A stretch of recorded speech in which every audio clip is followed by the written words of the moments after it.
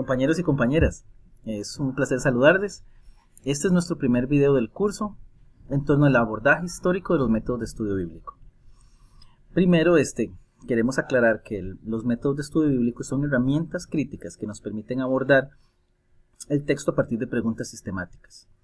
En este curso tendremos la particularidad de haber elegido ya dos abordajes específicos, aunque la explicación compete tres.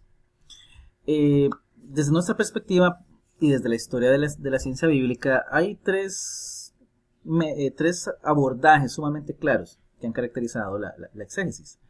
Primero está el abordaje histórico, que pregunta o interroga por la historia del texto. En algunos lugares se le llama el detrás del texto.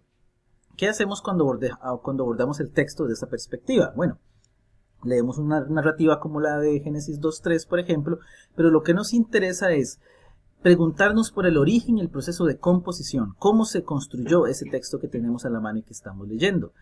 En otras palabras, vamos a preguntar por la historia que recorrió el texto para convertirse en lo que hoy es. Esta metodología detrás del texto tiene la premisa de considerar que el sentido de un texto está en la intención original del autor, y por eso todos los esfuerzos a través de la arqueología, de la historia, de la sociología, de los estudios culturales, de la antropología, de las religiones comparadas, buscan identificar de la manera más posible la intención original de un autor. Porque como les dije, la intención original se comparó en su momento de apogeo con el sentido fundamental y el sentido en mayúscula del texto. La segunda dimensión es la dimensión literaria. Esta dimensión, que en algunos espacios será llamada en el texto, pregunta por las formas literarias en que un texto se organiza para dar sentido, como tenemos acá. Preguntamos entonces por el género literario, si es que estamos leyendo un poema, si es que estamos leyendo una narrativa, y si es una narrativa, ¿qué tipo de narrativa es? ¿Un cuento corto como el de Jonás? ¿Una novela como como el texto de Ruth o como la historia de José? ¿O es un texto con pretensiones historiográficas como la saga de David en el ascenso al trono? Entonces, el género literario, las palabras que lo componen, las repeticiones, la organización de las ideas, los temas centrales propuestos a nivel textual, todos estos elementos se convierten en nuestras herramientas para perseguir y definir el sentido. La dimensión literaria se concentra en el texto como producto final y buscan el sentido a partir de este. La premisa, contrario a la exégesis histórica, es que el sentido de un texto no depende de la intención original del autor, sino que se halla en la dimensión literaria del texto y en sus dinámicas, lo que llamarán desde la crítica bíblica la poética hebrea, que no tiene que ver con poemas, sino con la forma en que la literatura está organizada. La tercera posibilidad de abordaje que ha abrazado la ciencia bíblica como forma crítica es la dimensión, colocamos acá dimensión interpretativa, porque está enfocada ya no en el texto, sino en el proceso de interpretación, lo que llamaremos delante del texto. Esta dimensión interpretativa está compuesta básicamente por los abordajes que hemos llamado contextuales desde la hermenéutica bíblica. Por ejemplo, las hermenéuticas de la negritud, las hermenéuticas indígenas, las hermenéuticas LGTBI, el enfoque de género, el feminismo, entre muchas otras. Este abordaje ya no va a preguntar ya no va a tener la premisa de que es el autor el que define el sentido, o de que es solamente el texto el que define el sentido. Este abordaje va a sostener que es el grupo que lee o la persona lectora con sus condiciones vitales la que va a definir cuál es el sentido de un texto. Entonces, aquí lo que tiene que ver y lo que tenemos que interrogar es los intereses de la comunidad lectora, porque ese es el lugar real donde se produce sentido. Las condiciones sociales, políticas, religiosas, los intereses, entre otros, serán condicionamientos contextuales en la forma de leer el texto y por ende en la forma de encontrar sentido. Estos tres aspectos los podemos encontrar mayormente descritos en el libro de Hans David, en la dispersión El texto es patria, donde ustedes podrán encontrar una bibliografía sólida que les podrá explicar estos tres abordajes que, si analizamos la ciencia bíblica, veremos que tienen más de 300 años de historia y de desarrollo. Pero Como nos interesa acá discutir un poco e introducir el abordaje histórico de los métodos de exégesis, tenemos 6 puntos que queremos conversar, donde nos podemos dar una idea general de cómo se ha abordado la Biblia, con mecanismos críticos para poder discutir en torno a su sentido, la forma en que hace significado. Primero que todo, necesitamos mencionar que la Biblia como texto es un producto hermenéutico. No podemos explayarnos mucho en la explicación acá. Bastará con decir que dentro de la comunidad israelita, que inicia con la escritura de los textos, y posteriormente con los grupos judíos que reciben y emplean esas tradiciones, se da la práctica de una serie de métodos de apropiación y reinterpretación de textos, que a la postre va a dar, interesantemente, con la creación de nuevas tradiciones que fueron canonizadas. ¿A qué me refiero con esto? La Biblia tiene un largo proceso de composición, muy largo, pero es muy interesante que en sus primeros momentos, cuando tenemos una cantidad mucho menor de textos, los expertos judíos e israelitas que buscan hacer sentido de este texto a la hora de leerlo y interpretarlo, van construyendo nuevos relatos, nuevos poemas, nuevas historias que se convirtieron en texto. Por ejemplo, el relato del Éxodo es uno de los relatos más antiguos que tenemos en la tradición bíblica, pero es muy interesante cómo notamos que en el caso de Abraham, por ejemplo en el Génesis, y de Esdras y Nehemías en su retorno de Babilonia hacia la tierra de Israel, de Palestina, hay ecos y hay actos semejantes de un éxodo, lo que nos da a pensar que quienes escribieron estos relatos de Génesis y Esdras y Nehemías conocían la tradición de éxodo y al interpretarla y al buscar su sentido, configuraron y construyeron un nuevo material, que se convirtió en los relatos de los patriarcas de Génesis y en los relatos de Esdras y Nehemías.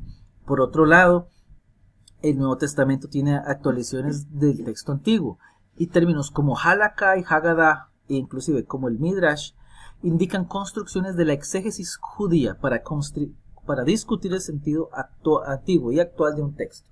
Halakha y Haggadah, usualmente de textos legales, o particularmente de textos legales. El Midrash asume más una forma narrativa, como veremos por ejemplo en Mateo 2, que es básicamente una reconstrucción de lo que sucede en Éxodo 8:6, donde se da la muerte de niños inocentes a mano de un tirano, y donde un niño que es rescatado se va a convertir digámoslo así, en el antítesis de ese poder opresor.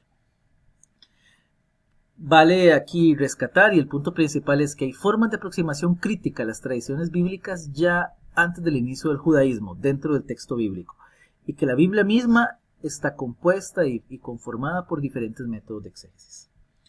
Nos movemos al momento del inicio del cristianismo con la hermenéutica y la exégesis patrística. Al inicio del cristianismo se da un abordaje en que busca el sentido del texto, y se hablará mucho del sentido espiritual. La letra será el sentido literal, pero el sentido espiritual es lo que va más allá de la letra. A eso se le llamará comprensión alegórica, y tendremos a Agustín, Orígenes, Tomás de Aquino y otros grandes nombres de la historia del cristianismo que serán los representantes de estos abordajes. Lo que debe quedar muy claro es que hay métodos y hay formas de críticas sistemáticas de abordar al texto para poder buscar su sentido. Continuando y encaminándonos hacia la exégesis crítica, debemos mencionar los preámbulos de lo que llamaremos en su momento el método histórico crítico. ¿Cuáles son estos preámbulos? Son preguntas que empiezan a surgir ya al inicio de la Edad Media por el origen de la escritura. Había un presupuesto de que Moisés había sido el autor del Pentateuco, y era una verdad aceptada dentro del judaísmo y dentro del cristianismo. En su momento, en el año 1000, Ibn Ezra, un judío erudito, empezó a levantar cuestionamientos en torno a esta idea, lo que le costó su presencia y su posición dentro del judaísmo. Posteriormente, en el siglo XV, Baruch Spinoza, un judío de origen portugués, sigue el mismo camino y con otros plantea que Moisés no pudo haber escrito al menos todo el Pentateuco, y se esbozan alternativas en las que, por ejemplo, se propone que Esdras es el autor real del documento, o que Moisés había iniciado la composición, pero Esdras es quien la termina. Lo que nos queda claro es que La pregunta que se está haciendo acá es por el proceso de confección de la porción de la Biblia, en este caso del Pentateuco. Y las conclusiones es que el material va apareciendo por la intermediación de distintas manos en diferentes momentos de la historia. Estos son ideas muy revolucionarias para la época y que fueron sentando las bases para lo que llamamos exégesis histórica. La exégesis histórica se va consolidando a partir del siglo XVII y posteriormente tomará el nombre del método histórico crítico. Los expertos y las personas que abogaron por esta aproximación de estudio sostenían que la Biblia tenía que ser estudiada como cualquier otro texto. Uno de los nombres más reconocidos es el de Julius Wellhausen, quien habría llegado al reconocimiento internacional por su llamada hipótesis documentaria, en la cual él establecía que el origen del Pentateuco estuvo mediado por un largo proceso de composición en el que se incorporaron básicamente 4 documentos distintos, J, E, D y P, que unidos por un redactor se convirtieron en el texto que tenemos hoy. De esta manera, Wellhausen respondía a la pregunta que se hicieron Ibn Ezra y los demás sabios y maestros y eruditos que mencionamos anteriormente, que se preguntaban por la confección del texto. Y la respuesta sería ya, no desde Moisés, sino de estas 4 fuentes. La pregunta detrás del método histórico es comprender el proceso de formación del texto. Y para esto se buscan los manuscritos originales para definir el texto original y se preguntan a partir de este momento cuánto tiempo pasó y cuáles fueron los cambios del texto al momento en que se dio su edición final. Como ya mencioné al inicio, el sentido del texto equivale al interés original del autor dentro de este paradigma. La aproximación literaria no tiene surgimiento sino hasta inicios del siglo XX. Estamos hablando de 250 años después de que el método histórico crítico se fue desarrollando, que una alternativa a la lectura del texto bíblico y de un texto surge. Ese es a inicios de los años 20 donde surge la nueva crítica literaria, la cual postulaba que una lectura cercana de una pieza literaria, utilizando únicamente los recursos del texto, era suficiente para determinar su sentido, trayéndose abajo las ideas de que solamente al reconstruir la historia de un texto y descubrir el sentido original de un autor es que podríamos encontrar el significado del mismo. Con movimientos desde el estructuralismo, la semiótica y la crítica retórica, el enfoque literario empezó a abordar los estudios de la literatura universal, así como de la Biblia. Pero es hasta los años 70, con trabajos como el del profesor James Millenberg y su escrito Form Criticism and Beyond, de la crítica de las formas y más allá, o más adentro, ¿verdad? Más adentro de la crítica de las formas, que se da inicio al abordaje literario como tal. Y la ciencia bíblica, después de casi 3 siglos, tiene otro método aparte del abordaje histórico para comprender el sentido de los textos. Surgen conceptos como la poética hebrea, que se dedican a investigar las dinámicas literarias implementadas por los autores bíblicos. Ya para los años 80, con el libro El arte de la narrativa en la Biblia de Robert Alter, es que tenemos un texto académico que busca por sí solo discernir y explicar los paradigmas literarios utilizados por los autores bíblicos para construir sus relatos. Recordemos que el abordaje literario tiene la particularidad de sostener que el sentido de un texto se puede determinar a partir y únicamente de los datos que ofrece el mismo. Finalmente, el último abordaje del análisis del proceso de lectura es el de la respuesta del lector. La posmodernidad trajo nuevas teorías de comprensión del mundo y de lo que nos rodea, afectando también la aproximación a la literatura y a los textos bíblicos. Si antes la comprensión de un texto dependía de su origen histórico o de su poética, después de Gadamer, de Ricord, de sus contribuciones a la hermenéutica filosófica, la pregunta por el sentido de un texto se ubicó en el lector o lectora. A partir de estos autores y otras contribuciones desde las ciencias de la literatura, se postuló que el sentido de un escrito estaba fuertemente condicionado por la persona que lee, a través de sus presupuestos ideológicos, su cosmovisión, su proyecto de vida, valores, intereses, entre otros. Es muy interesante porque después de estar enfocados únicamente en el texto, ya fuese de su historia o de sus componentes literarios, terminamos sosteniendo que es quien lee quien determina en gran medida el sentido del texto. Espero que esta introducción haya sido útil y espero sus comentarios y sus preguntas críticas. Un abrazo.